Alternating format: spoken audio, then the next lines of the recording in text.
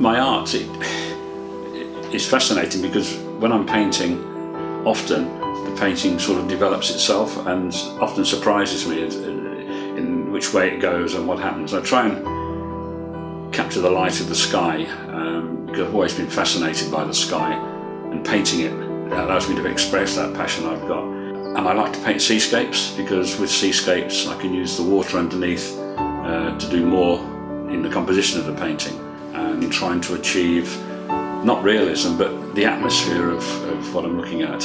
And if I can do it to a good enough standard, then people looking at my work or even buying it, they might get the same sort of feeling that I had when I was painting it, and often they do, which is really rewarding. I'm John Abraham. I was born way back in 1945 and I live in Somerset in an old Georgian house in one of the flats, but luckily I've got a studio and a workshop in the courtyard of the big house. I stopped painting when I was in my early 20s to get on with life, but I came back to painting in 2012. I find every moment I can to paint. The first inspiration was my mother when I was in my early teens.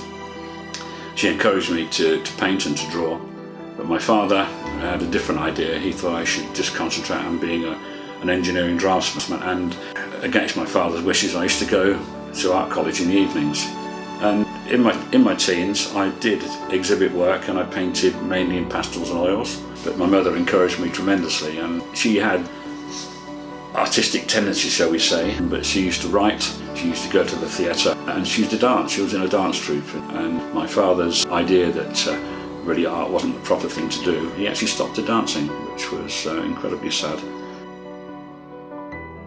Because I hadn't used acrylics when I started painting again, I'd started when my partner, she picked up on the fact that I would like to paint, and she bought easels, she bought paintbrushes, she bought canvases. And one day she sort of presented them to me and said she bought this course for me, and it was a birthday present, so I had to go. But once I'd been there 10-15 minutes, I was inspired again. The passion was reignited to create art. I'm painting in acrylics, which are very forgiving. If I make a mistake when I lay some paint on, I can then put some water on and wipe it off, and if I'm in a hurry, I use a hairdryer to dry it quickly, and then I can carry on without smudging the paint that I've already laid down. If I'm trying to create a misty or a gentle sort of sky or atmosphere, I use oil bar. Put a small piece onto the canvas and then you can work it with your fingers, spread it around. Or for the edge of clouds, I often use a white, and this stands out really sharply as if the sun is shining through and illuminating that thin piece of cloud. It's lovely because it means somebody else sees something in my work. It might not be what I see in it, but they see something on my work that creates an emotion. I had an exhibition in Musgrove Hospital, and hundreds of people every day walk along that corridor and see your work. And I found that if I loitered there, or if Beverly and my partner loitered there, they could hear comments, unguarded comment of people looking at the work. But getting feedback from people is it's wonderful. The plan is that my art will take over from my upholstery work.